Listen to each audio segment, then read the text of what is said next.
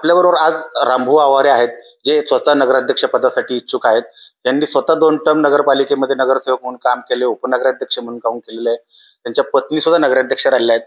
मला काय सांगाल की आपण एवढा प्रदीर्घ अनुभव आहे आपल्या नगरपालिकेचा आणि आजही आपल्याला निवडणूक लढवायची आहे.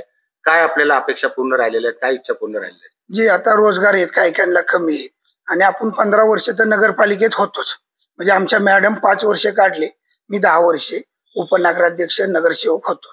जी काय काय कामं राहिल्यात, काही काहींना रोजगार कमी आहे, तर एक बस व्हावी आपल्या पोर पुण्यासाठी, अजून त्यांचा रोज वाढल.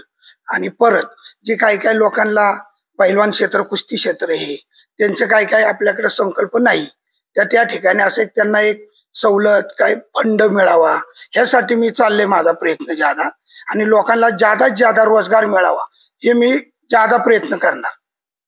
आरोग्याच्या सुविधा बाबतीत तुम्ही काय तुमचे प्रयत्न असणार? आरोग्याचा एक दवाखाना एक मोठा व्हावा, की अजून भोर तालुक्यात काय असा मोठा एवढा दवाखाना नाही, पण ह्याच्यापेक्षा आहेत 2-3 दवाखाने मोठे आहेत, पण त्याच्यापेक्षा गोरगरिबांना एक परवडेल असा मोठा दवाखाना भोर तालुक्यात, भोर शहरामध्ये व्हावी, ही एक माझी इच्छा आहे.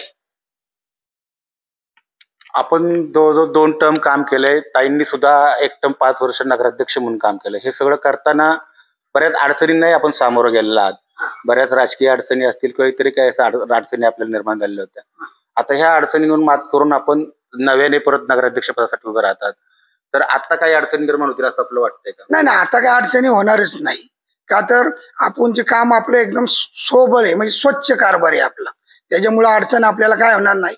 जेणेकरून आपले जे रोजगार कमी आहेत भोरमध्ये ते वाढावेत, लोकांना रोज मिळावा, हे त्या दृष्टीने आपण प्रयत्न करणार आणि सतत कायमचं करणार प्रयत्न. त्यांना युवकांसाठी काय कल्पना आहेत? की कंपन्यांना असं लोकांना नोकरी लागावी.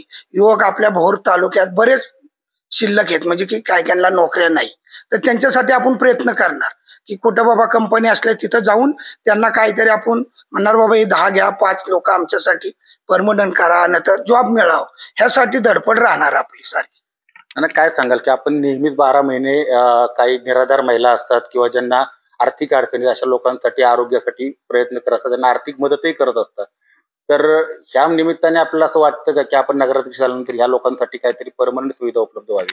हो विनाश, मी तर माझ्या खर्चातनी करतोय कंपनीतनी, माझ्या आवारे ट्रेडिंग, श्रुती ट्रेडिंग कंपनीतनी मी 1600-1700 लोकांना म्हणजे औषधाला पैसे, कुठं काय त्यांना धान्य किट वाटप, हे मी 15 वर्षापासून करतच आहे.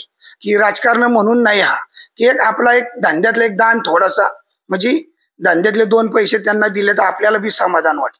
त्या दृष्टीने मी प्रयत्न हा कायमचा करत राहणार.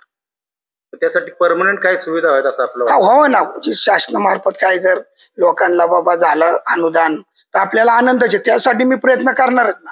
काही काही लोकांची परिस्थिती नाजूक आहे, त्यासाठी मी पुढे झटणारच की बाबा यांना काय काय ना निवारा चालावा, 2 पैसे त्यांना मिळावे, अशा दृष्टीने आपण लढा देत राहणार काय. तर हे होते रामभाऊ आवारे, ज्यांनी गोरगरिबांसाठी नेहमी त्यांचं काम चालू असतं आणि यापुढेही ते चालू ठेवतील अशी त्यांची संकल्पना आहे. त्यांनाही आपण येणाऱ्या नगरपालिकेच्या नगराध्यक्ष पदासाठी शुभेच्छा देऊया.